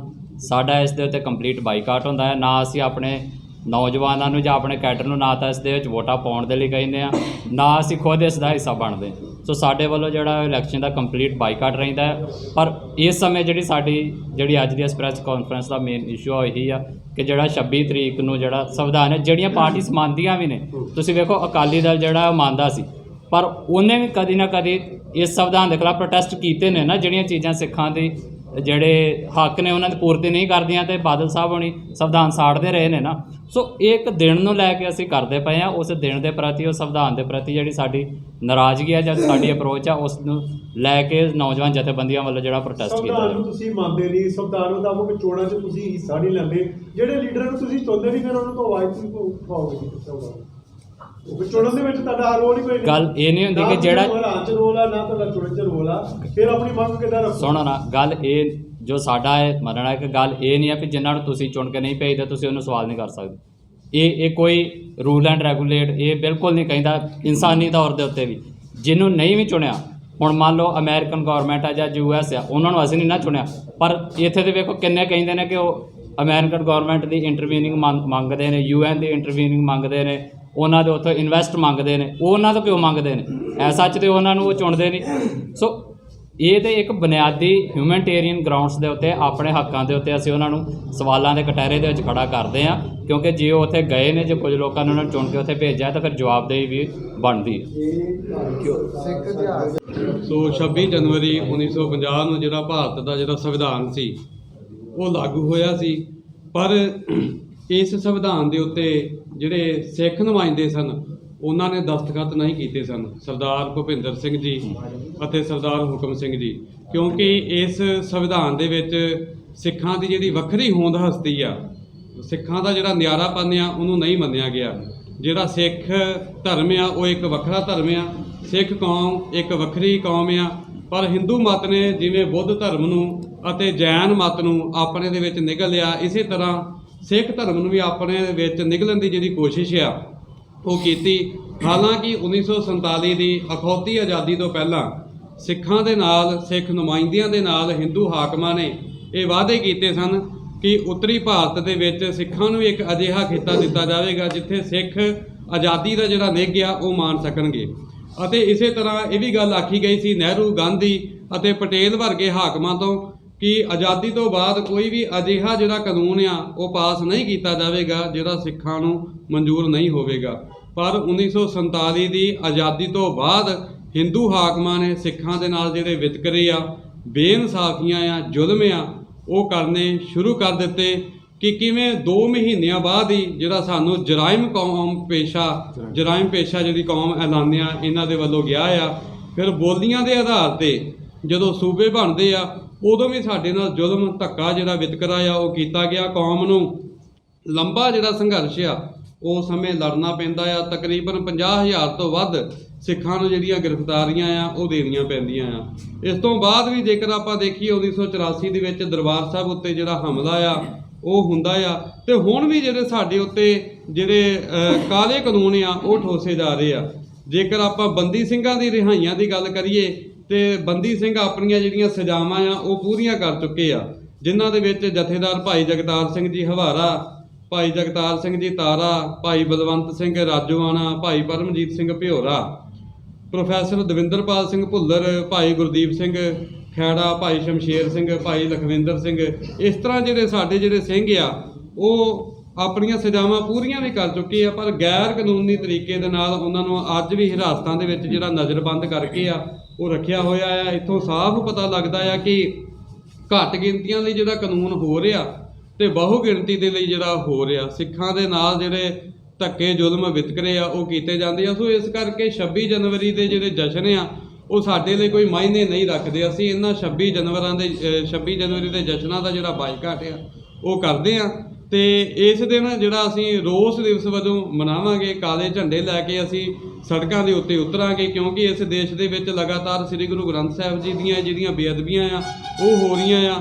ਬਾਈਬਲ ਜਿਹੜਾ ਗੋਲੀ ਕਾਂਡ ਆ ਉਹ ਜਾਂ ਬਰਗਾੜੀ ਕਾਂਡ ਆ ਉਹ ਸਾਡੇ ਸਾਹਮਣੇ ਆ। ਸ਼ਿਲੌਂਗ ਦੇ ਵਿੱਚ ਜਿਹੜਾ ਸਿੱਖਾਂ ਨੂੰ ਆ ਉਹ ਉਜਾੜਿਆ ਗਿਆ ਆ। ਇਸ ਤਰ੍ਹਾਂ ਦੇ ਜਿਹੜੇ ਕਈ ਮਸਲੇ ਆ ਜਿਹੜੇ ਸੰਵਿਧਾਨ ਦੀ ਆੜ ਹੇਠ ਸਿੱਖਾਂ ਨੂੰ ਦਬਾਇਆ ਜਾ ਰਿਹਾ ਆ।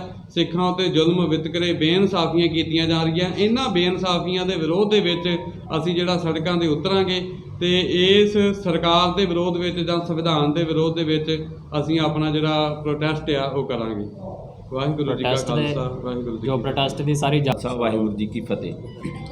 ਜਿਸ ਤਰੀਕੇ ਨਾਲ ਮੇਰੇ ਸਾਥੀਆਂ ਨੇ 26 ਜਨਵਰੀ ਨੂੰ ਇੱਕ ਬਲੈਕ ਡੇ ਮਨਾਉਣ ਦਾ ਅਸੀਂ ਜਿਹੜਾ ਪ੍ਰਣ ਕੀਤਾ ਹੈ ਨੌਜਵਾਨ ਜਥੇਬੰਦੀਆਂ ਨੇ, ਉਹਦੇ ਵਿੱਚ ਜਿਸ ਤਰੀਕੇ ਨਾਲ ਇਸ ਸੰਵਿਧਾਨ ਦੀ ਆੜ ਹੇਠ ਲਗਾਤਾਰ ਪਿਛਲੇ ਲੰਮੇ ਸਮੇਂ ਤੋਂ ਅੱਜ ਤੋਂ 72 ਸਾਲ ਤੋਂ ਲਗਾਤਾਰ ਪੰਜਾਬ ਨੂੰ, ਸਿੱਖਾਂ ਨੂੰ, ਚੰਡੀਗੜ੍ਹ ਦਾ ਮਸਲਾ ਜਾਂ ਇੱਥੇ ਹਿਮਾਚਲ ਨੂੰ ਦੇ ਦਿੱਤਾ ਜਾਂਦਾ ਹਿੱਸਾ, ਹਰਿਆਣੇ ਨੂੰ ਦੇ ਦਿੱਤਾ, ਅਲੱਗ-ਅਲੱਗ ਮਸਲਿਆਂ ਦੇ ਉੱਪਰ ਜਿਹੜੀ ਗੱਲ ਕੀਤੀ ਹੈ ਉਹ ਸਾਰੇ ਸਾਡੇ ਪੰਜਾਬ ਦੇ ਨਾਲ ਇਸ ਸੰਵਿਧਾਨ ਦੇ ਹੇਠ ਹੀ ਆੜ ਹੇਠ ਹੀ ਕੀਤੇ ਜਾ ਰਹੇ ਨੇ। ਤੇ ਜਿਸ ਸੰਵਿਧਾਨ ਨੂੰ ਅੱਜ ਸਰਵਉੱਚ ਮੰਨਿਆ ਜਾ ਰਿਹਾ ਆ ਉਸ ਸੰਵਿਧਾਨ ਦੇ ਵਿੱਚ ਲਗਾਤਾਰ ਪਿਛਲੇ 72 ਸਾਲਾਂ ਦੇ ਵਿੱਚ 125 ਤੋਂ ਵੱਧ ਅਮੈਂਡਮੈਂਟ ਇਹਦੇ ਵਿੱਚ ਹੋ ਚੁੱਕੀਆਂ ਨੇ। ਸਰਕਾਰ, ਸਟੇਟ ਜਿਹੜੀ ਵੀ ਮੌਕੇ ਤੇ ਆਂਦੀ ਉਹ ਉਸ ਨੂੰ ਆਪਣੀ ਜਿਹੜੀ ਤੇ ਉਸ ਨੂੰ ਅੜਿੱਕਾ ਬਣਦੀ ਏ, ਘੱਟ ਗਿਣਤੀਆਂ ਤੇ ਧੱਕੇਸ਼ਾਹੀ ਕਰ ਲਏ, ਉਹਨਾਂ ਦੀ ਨਸਲਕੁਸ਼ੀ ਕਰ ਲਏ, ਜਿਹੜੇ ਦੇ ਕਾਨੂੰਨ ਉਹਨਾਂ ਲਈ ਅੜਿੱਕਾ ਬਣਦੇ ਨੇ, ਜਿਹੜੇ ਸੰਵਿਧਾਨ ਉਹਨਾਂ ਅੜਿੱਕਾ ਬਣਦਾ ਹੈ ਉਹਨੂੰ ਆਪਣੇ ਤਰੀਕੇ ਨਾਲ ਢਾਲ ਕੇ ਉਹਨੂੰ ਚੇਂਜ ਕਰ ਲੈਂਦੇ ਨੇ ਤੇ ਟਾਕਟਾ ਪੋਟਾ ਵਰਗੀ ਇੱਥੇ ਕਾਨੂੰਨ ਦੁਆਰਾ ਘੜ ਕੇ NIA ਨੂੰ ਵੱਧ ਪਾਵਰਾਂ ਦੇ ਕੇ ਇਸ ਕਾਨੂੰਨ ਸੰਵਿਧਾਨ ਦੇ ਹੇਠ ਹੀ ਲਗਾਤਾਰ ਘੱਟ ਗਿਣਤੀਆਂ ਦਾ, ਖਾਸ ਕਰਕੇ ਪੰਜਾਬ ਦਾ, ਅਸੀਂ ਸਿੱਖਾਂ ਦੀ ਗੱਲ ਕਰੀਏ, ਸਿੱਖਾਂ ਨਾਲ ਜੋ ਵਧੀਕੀਆਂ ਕੀਤੀਆਂ ਜਾ ਰਹੀਆਂ ਨੇ ਉਹਦੇ ਖਿਲਾਫ ਅਸੀਂ ਭੰਡਾਰੀ ਪੁਲ ਤੋਂ ਦਰਬਾਰ ਸਾਹਿਬ ਤੱਕ ਇੱਕ ਬਲੈਕ ਡੇ ਰੋਸ ਮਾਰਚ ਕਾਲੇ ਝੰਡਿਆਂ ਦੇ ਨਾਲ ਕਰਾਂਗੇ। ਤੇ ਜੋ ਮੌਕੇ ਦੀ ਹਕੂਮਤਾਂ ਨੇ ਅੱਜ ਕੇਜਰੀਵਾਲ ਦੀ ਗੱਲ ਕਰ ਰਹੀਆਂ ਰਿਹਾਈ, ਬੰਦੀ ਸਿੰਘਾਂ ਦੀ ਰਿਹਾਈ ਦੀ ਅੱਜ ਦੀ ਇਸ ਪ੍ਰੈਸ ਕਾਨਫਰੰਸ ਵਿੱਚ ਪਹੁੰਚੇ ਸਾਰੇ ਪੱਤਰਕਾਰ ਭਰਾਵਾਂ ਨੂੰ ਜੀ ਆਇਆਂ ਨੂੰ। ਵਾਹਿਗੁਰੂ ਜੀ ਕਾ ਖਾਲਸਾ, ਵਾਹਿਗੁਰੂ ਜੀ ਕੀ ਫਤਿਹ। ਭਾਰਤੀ ਸੰਵਿਧਾਨ ਨੂੰ ਲਾਗੂ ਹੋਏ ਇਸ 26 ਜਨਵਰੀ ਨੂੰ 72 ਸਾਲ ਪੂਰੇ ਹੋ ਜਾਣੇ। ਹਰ ਵਰੇ ਦਲ ਖਾਲਸਾ ਵੱਲੋਂ ਅਸੀਂ ਇਸ ਦਿਨ ਨੂੰ ਬਲੈਕ ਰਿਪਬਲਿਕ ਡੇ ਦੇ ਤੌਰ ਦੇ ਉੱਤੇ ਮਨਾਉਂਦੇ ਆਏ ਹਾਂ। ਅਲੱਗ-ਅਲੱਗ ਥਾਵਾਂ ਦੇ ਉੱਤੇ ਪ੍ਰੋਟੈਸਟ ਸੈਮੀਨਾਰਸ ਵਗੈਰਾ ਅਸੀਂ ਆਰਗੇਨਾਈਜ਼ ਕਰਦੇ ਆਏ ਹਾਂ ਔਰ ਇਹ ਜਿਹੜੇ ਸਾਡੇ ਪ੍ਰੋਟੈਸਟ, ਜਿਹੜੇ ਸੈਮੀਨਾਰਸ ਆ, ਇਹ ਜਿਹੜੀਆਂ ਸੰਵਿਧਾਨਕ ਸਾਡੇ ਉੱਤੇ ਕੀਤੀਆਂ ਗਈਆਂ ਪੰਜਾਬ ਦੇ ਉੱਤੇ, ਸਿੱਖਾਂ ਦੇ ਉੱਤੇ, ਉਸ ਦੇ ਵਿਰੋਧ ਦੇ ਵਿੱਚ ਅਸੀਂ ਇਸ ਨੂੰ ਬਲੈਕ ਰਿਪਬਲਿਕ ਡੇ ਦੇ ਤੌਰ ਦੇ ਉੱਤੇ ਜਿਹੜਾ ਆ ਉਹ ਪਿਛਲੇ ਕਈ ਸਾਲਾਂ ਤੋਂ ਮਨਾਉਂਦੇ ਆਏ।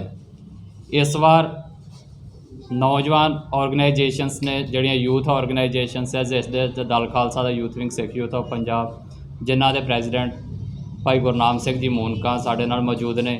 ਆਲ ਇੰਡੀਆ ਸਿੱਖ ਸਟੂਡੈਂਟ ਫੈਡਰੇਸ਼ਨ ਦੇ ਜਿਹੜੇ ਮੁੱਖ ਸੇਵਾਦਾਰ ਨੇ ਸਰਦਾਰ ਕੰਵਰ ਚੜ੍ਹਤ ਸਿੰਘ ਜੀ ਉਹ ਨੇ, ਔਰ ਉਹਨਾਂ ਦੇ ਨਾਲ ਸਿੱਖ ਸਟੂਡੈਂਟ ਫੈਡਰੇਸ਼ਨ ਪਿੰਡਰਾਂ ਵਾਲਿਆਂ ਦੇ ਮੁਖੀ ਭਾਈ ਰਣਜੀਤ ਸਿੰਘ ਦਮਦਮੀ ਟਕਸਾਲ ਦੇ। ਇਹਨਾਂ ਨੌਜਵਾਨ ਜਥੇਬੰਦੀਆਂ ਨੇ ਇਸ ਵਾਰ ਜਿਹੜਾ 26 ਤਰੀਕ ਨੂੰ ਜਿਹੜੀਆਂ ਜੋ ਕਰੰਟ ਇਸ਼ੂਜ਼ ਨੇ ਪਲੱਸ ਜਿਹੜੀਆਂ ਸਾਡੇ ਨਾਲ ਜਿਹੜੀਆਂ ਸੰਵਿਧਾਨਕ ਗੁਲਾਮੀ ਜਿਹੜੀ ਸਾਨੂੰ ਵਾਰ-ਵਾਰ ਅਹਿਸਾਸ ਕਰਾਈ ਜਾਂਦੀ ਹੈ ਉਸ ਨੂੰ ਮੁੱਖ ਰੱਖਦੇ ਹੋਏ ਇਹਨਾਂ ਨੇ ਇਸ ਵਾਰ 26 ਤਰੀਕ ਨੂੰ ਕੋਈ ਪ੍ਰੋਗਰਾਮ ਕਰਨ ਦਾ ਜਿਹੜਾ ਮਾਨਿਆ ਆਪਣਾ ਉਹ ਬਣਾਇਆ ਹੈ। ਉਸ ਦੇ ਬਾਰੇ ਦੇ ਵਿੱਚ ਇਹ ਜਿਹੜੇ ਨੌਜਵਾਨ ਆਗੂ ਨੇ ਇਹ ਜਿਹੜਾ ਸਾਰਾ ਉਹ ਇਸ਼ੂਜ਼ ਨੇ ਜਿਹੜੇ ਉਹਨਾਂ ਨੂੰ ਕਿਸ ਤਰੀਕੇ ਦੇ ਨਾਲ ਸੋਚਦੇ ਨੇ ਜਾਂ ਕੀ ਅਸੀਂ ਪ੍ਰੋਗਰਾਮ ਸੋਚਿਆ ਉਸ ਦੇ ਬਾਰੇ ਦੇ ਵਿੱਚ ਇਹ ਜਥੇਬੰਦੀਆਂ ਦੇ ਆਗੂ ਸਾਹਿਬਾਨ ਜਿਹੜੇ ਨੇ ਉਹ ਤੁਹਾਨੂੰ ਬਰੀਫ ਕਰਨਗੇ। ਸੋ ਹੁਣ ਮੈਂ ਆਪਣੇ ਵੱਲੋਂ ਜਿਹੜਾ ਆ ਉਹ ਆਲ ਇੰਡੀਆ ਸਿੱਖ ਸਟੂਡੈਂਟ ਫੈਡਰੇਸ਼ਨ ਦੇ ਜਿਹੜੇ ਪ੍ਰਧਾਨ ਨੇ ਸਰਦਾਰ ਕੰਵਰ ਚੜ੍ਹਤ ਸਿੰਘ ਜੀ ਉਹਨਾਂ ਨੂੰ ਬੇਨਤੀ ਕਰਾਂਗਾ ਕਿ ਉਹ ਬਰੀਫਲੀ ਜਿਹੜੇ ਇਸ਼ੂਜ਼ ਨੇ ਉਹਨਾਂ ਨੂੰ ਬਰੀਫ ਕਰਨ ਔਰ ਉਸ ਤੋਂ ਬਾਅਦ ਜੋ ਅਗਲਾ ਪ੍ਰੋਗਰਾਮ ਉਲੀਕਿਆ ਜਾਣਾ ਆ ਉਹ ਬਾਕੀ ਜਿਹੜੀਆਂ ਨੌਜਵਾਨ ਜਥੇਬੰਦੀਆਂ ਦੇ ਜਿਹੜੇ ਨੁਮਾਇੰਦੇ ਬੈਠੇ ਨੇ ਉਹ ਤੁਹਾਡੇ ਨਾਲ ਜਿਹੜੀ ਗੱਲ ਹੈ ਉਹ ਡਿਸਕਸ ਸਾਰੀ ਕਰਨਗੇ। ਸੋ ਹੁਣ ਤੁਹਾਡੇ ਨਾਲ ਕੀ ਫਤਿਹ। ਜਿਵੇਂ ਕਿ ਮੰਡ ਸਾਹਿਬ ਨੇ ਇਹ ਗੱਲ ਕਲੀਅਰ ਕੀਤੀ ਹੈ ਕਿ ਭਾਰਤ ਨੂੰ ਸੰਵਿਧਾਨ ਮਿਲਿਆ ਨੂੰ ਇਹਦੀ ਬਣਤਰ ਹੋਏ ਨੂੰ 70 ਸਾਲ ਤੋਂ ਪਲੱਸ ਹੋ ਗਏ ਨੇ, ਪਰ ਜਿਹੜੀ ਕੌਮ ਨੇ ਇਸ ਦੇਸ਼ ਦੇ ਲਈ ਸਭ ਤੋਂ ਜ਼ਿਆਦਾ ਸਿਰ ਵਾਰੇ ਨੇ, ਫਾਂਸੀ ਦੇ ਫੰਦੇ ਚੁੰਮੇ ਨੇ, ਕੁਰਬਾਨੀਆਂ ਕੀਤੀਆਂ ਨੇ, ਕਾਲੇ ਪਾਣੀ ਦੀ ਸਜ਼ਾਵਾਂ ਹੰਢਾਈਆਂ ਨੇ, ਉਸ ਕੌਮ ਨੂੰ ਕਿਤੇ ਨਾ ਕਿਤੇ ਨੁਕਰੇ ਕੀਤਾ ਜਾ ਰਿਹਾ। ਭਾਵੇਂ ਉਹ 47 ਦੀ ਵੰਡ ਪੰਜਾਬ ਦੇ ਵਿੱਚੋਂ ਹੋਵੇ, ਭਾਵੇਂ ਉਹ ਬਾਅਦ ਚੋਂ ਹਰਿਆਣਾ ਹਿਮਾਚਲ ਬਣ ਜਾਣਾ ਹੋਵੇ, ਭਾਵੇਂ ਉਹ ਪੰਜਾਬ ਦੇ ਪਾਣੀਆਂ ਦਾ ਮਸਲਾ ਹੀ ਕਿਉਂ ਨਾ ਹੋਵੇ, ਕਿਉਂਕਿ ਅੱਜ ਕੱਲ੍ਹ ਇੱਕ ਬਹੁਤ ਬ੍ਰੇਕਿੰਗ ਨਿਊਜ਼ ਆ ਰਹੀ ਸੀ ਅੱਜ ਕੱਲ੍ਹ ਕਿ ਵੀ ਸਰਸਵਤੀ ਨਦੀ ਜਿਹੜੀ ਹੈ ਕਈ ਹਜ਼ਾਰ ਸਾਲ ਪਹਿਲਾਂ ਚੱਲਦੀ ਸੀ ਤਾਂ ਉਸ ਨੂੰ ਰਿਵਾਈਵ ਕਰਨ ਦੇ ਲਈ MOU ਦਿੱਤਾ ਜਾਣਾ ਹੈ ਹਿਮਾਚਲ ਪ੍ਰਦੇਸ਼ ਦੇ CM ਅਤੇ ਹਰਿਆਣਾ ਦੇ CM। ਮੈਂ ਪੁੱਛਣਾ ਚਾਹੁੰਦਾ ਹੈ ਕਿ ਪੰਜਾਬ ਦੇ ਪਾਣੀਆਂ ਦੀ ਕੀਮਤ ਨਹੀਂ ਕਿ ਪੰਜਾਬ ਦੇ ਜੋ ਪਾਣੀ ਸੀ ਉਹਨਾਂ ਦੀ ਕੀਮਤ ਘੱਟ ਹੈ, ਜੋ ਦਰਿਆ ਆਲਰੇਡੀ ਵਗ ਰਹੇ ਨੇ, ਜੋ ਸਾਡਾ ਬਣਦਾ ਹੱਕ ਹੈ ਕਿ ਉਹ ਸਾਨੂੰ ਮਿਲਣਾ ਨਹੀਂ ਚਾਹੀਦਾ। ਇਹਦੇ ਸੰਬੰਧ 'ਚ ਵੀ ਪ੍ਰੋਟੈਸਟ ਹੋਏਗਾ। ਦੂਸਰਾ ਕਿ ਕਿਤੇ ਨਾ ਕਿਤੇ ਆਪਾਂ ਵੇਖਦੇ ਹਾਂ ਕਿ ਕਨਸਟੀਟਿਊਸ਼ਨਲ ਅਮੈਂਡਮੈਂਟਸ ਕਰਕੇ ਯੂਨੀਲੈਟਰਲ ਕੰਟਰੋਲ ਜਿਹੜਾ ਹੈ ਉਹ ਗਵਰਨਮੈਂਟ ਸਿੱਖਾਂ ਨੂੰ ਅਪਰੈਸ ਕਰਨ ਦੇ ਵਿੱਚ ਆਪਣਾ ਯੂਜ਼ ਕਰਦੀ ਹੈ। ਉਹ ਭਾਵੇਂ ਇਹ ਫਾਰਮ ਲਾਜ਼ ਦੀ ਗੱਲ ਆਪਾਂ ਕਰ ਲਈਏ, ਭਾਵੇਂ ਆਪਾਂ ਜੇ ਇਨ ਰੈਟਰੋਸਪੈਕਟ ਆਪਾਂ ਗੱਲ ਕਰਨੀ ਹੈ ਵੀ ਕੈਨ ਟਾਕ ਅਬਾਊਟ ਕਿ ਜੀ ਜਿਹੜੀ 25B ਹੈ ਉਹਦੇ ਖਿਲਾਫ ਵੀ ਜਿਹੜਾ ਹੈ ਪ੍ਰੈਜ਼ੀਡੈਂਟ ਨੂੰ ਉਹ ਅਪੀਲ ਕੀਤੀ ਗਈ ਸੀ, ਬਟ ਪ੍ਰੈਜ਼ੀਡੈਂਟ ਨੇ ਉਹਨੂੰ ਨਕਾਰ ਦਿੱਤਾ ਸੀ। ਉਹ ਭਾਵੇਂ ਆਨੰਦ ਮੈਰਿਜ ਐਕਟ ਹੋਵੇ। ਕਹਿਣ ਤੋਂ ਭਾਵ ਹੈ ਕਿ ਬਹੁਤ ਸਾਰੇ ਐਸੇ ਮਸਲੇ ਨੇ ਜੋ ਸਿੱਖ ਚਾਹੁੰਦੇ ਨੇ ਕਿ ਉਹਨਾਂ ਦਾ ਹੱਲ ਹੋਵੇ। Then all the way from 1947 to 84 ਸਾਡੇ ਨਾਲ ਕੀ ਹੋਇਆ, ਫਿਰ Operation Blue Star, Operation Black Thunder, Operation Wood Rose, Operation Night Dominants, ਇਹ ਸਾਰੇ ਜਿਹੜੇ ਹੈ ਇੱਕ ਲੀਗਲ ਪ੍ਰੋਸੀਜਰ ਦੇ ਨਾਲ ਇਹਨਾਂ ਦਾ ਨੇਮ ਦੇ ਕੇ ਕਿ ਜੀ ਇਹ ਲੀਗਲ ਨੇ, ਉਹਨਾਂ ਨੂੰ ਸਿੱਖਾਂ ਦੇ ਖਿਲਾਫ ਜਿਹੜਾ ਹੈ ਉਹ ਵਰਤਿਆ ਜਾਂਦਾ, ਪੰਜਾਬੀਆਂ ਦੇ ਖਿਲਾਫ ਜਿਹੜਾ ਹੈ ਉਹ ਵਰਤਿਆ ਜਾਂਦਾ। ਜੋ ਸਾਡੇ ਅਧਿਕਾਰ ਨੇ ਉਹਨਾਂ ਨੂੰ ਖੋਹਣ ਦੀ ਜੋ ਸਾਜ਼ਿਸ਼ ਹੈ ਉਹ ਸਰਕਾਰ ਬਾਰ-ਬਾਰ ਕਰਦੀ ਆ ਰਹੀ ਹੈ। ਮੈਂ ਪੁੱਛਣਾ ਚਾਹੁੰਦਾ ਹੈ ਕਿ ਕੀ ਪੰਜਾਬੀਆਂ ਦੀ ਕੰਟਰੀਬਿਊਸ਼ਨਸ ਜਾਂ ਸਿੱਖਾਂ ਦੀ ਕੰਟਰੀਬਿਊਸ਼ਨਸ ਇਸ ਦੇਸ਼ ਦੀ ਆਜ਼ਾਦੀ ਦੇ ਵਿੱਚ, ਕਿਉਂਕਿ ਆਜ਼ਾਦੀ ਨੂੰ ਹੀ ਸਮਰਪਿਤ ਇਹ ਵੀ ਦਿਹਾੜਾ ਹੁੰਦਾ ਹੈ, ਸਾਡੀ ਫਰੀडम ਨੂੰ ਸਮਰਪਿਤ ਇਹ ਵੀ ਦਿਹਾੜਾ ਹੁੰਦਾ ਹੈ। ਸੋ ਸਿੱਖ ਵੀ ਉਸ ਫਰੀडम ਦਾ ਨਿੱਘ ਮਾਨਣਾ ਚਾਹੁੰਦੇ ਨੇ। ਸੋ ਸਾਡਾ ਉਹ ਜਿਹੜਾ ਇੱਕ ਫਰੀडम ਹੈ ਉਸ ਨੂੰ ਕਿਉਂ ਬਾਰ-ਬਾਰ ਸਰਕਾਰ ਜਿਹੜਾ ਓਪਰੈਸ ਕਰਕੇ ਤੇ ਖੋਇਆ ਜਾ ਰਿਹਾ। ਤੇ ਜੋ ਅੱਜ ਕੱਲ੍ਹ ਦਾ ਇੱਕ ਹੋਰ ਇਸ਼ੂ ਹੈ ਜਿਹਦੇ ਤੇ ਮੈਂ ਚਾਨਣਾ ਪਾਉਣਾ ਚਾਹਾਂਗਾ ਤੇ ਫਿਰ ਭਾਈ ਸਾਹਿਬ ਉਹਨੂੰ ਐਕਸਪਲੇਨ ਕਰਨਗੇ ਕਿ ਬੰਦੀ ਸਿੱਖਾਂ ਦੀ ਰਿਹਾਈ। ਕਿ ਅਸੀਂ ਬਾਰ-ਬਾਰ ਦੇਖਦੇ ਹਾਂ ਕਿ ਇੱਕ ਪਾਸਿਓਂ ਸਾਨੂੰ ਵਨ ਹੈਂਡ ਫਰੀडम ਦਿੱਤੀ ਜਾਂਦੀ ਹੈ, ਦੂਸਰੇ ਹੱਥ ਸੜ ਤੋਂ ਉਹ ਖੋਈ ਜਾਂਦੀ ਹੈ। ਸੋ ਇਹ ਐਸਾ ਕਿਉਂ ਹੋ ਰਿਹਾ ਹੈ? ਤੇ ਜਿੱਥੇ ਤੱਕ ਬੰਦੀ ਸਿੱਖਾਂ ਦੀ ਗੱਲ ਆਉਂਦੀ ਹੈ ਤੇ ਅਸੀਂ ਇਸ ਕਾਰਨ ਨਹੀਂ ਇਸ ਇਸ਼ੂ ਨੂੰ ਲੈ ਕੇ ਆ ਰਹੇ ਕਿਉਂਕਿ ਜੀ ਇਲੈਕਸ਼ਨਸ ਆ ਰਹੀਆਂ ਨੇ, ਨੋ, ਇਹ ਬਹੁਤ ਦੇਰ ਦਾ ਮਸਲਾ ਹੈ। ਪਰ ਬਿਕੋਜ਼ ਨਾਓ ਫੋਰ ਐਗਜ਼ਾਮਪਲ ਕਿ ਭੁੱਲਰ ਸਾਹਿਬ ਦਾ ਮਸਲਾ ਹੈ, Kejriwal is coming over here ਕਿ I will give you rights, if you are here to give us rights, if you are here to speak, if you are here to provide freedom to the people of Punjab, then ਆਪਣੀ ਜੋ ਚੁੱਪੀ ਹੈ ਭੁੱਲਰ ਸਾਹਿਬ ਦੇ ਮਸਲੇ ਤੇ ਉਹ ਤੋੜਨ ਤੇ ਉਹਨਾਂ ਨੂੰ ਇਨਸਾਫ ਦੇਣ। ਸੋ ਇਸੇ ਸੰਦਰਭ ਦੇ ਵਿੱਚ ਸਾਡਾ ਜੋ ਪ੍ਰੋਟੈਸਟ ਹੈ 26 ਤਰੀਕ ਨੂੰ ਉਹ 3 ਯੂਥ ਆਰਗੇਨਾਈਜੇਸ਼ਨਸ ਤੇ ਦਲ ਖਾਲਸਾ ਵੱਲੋਂ ਜਿਹੜਾ ਕੀਤਾ ਜਾ ਰਿਹਾ ਹੈ।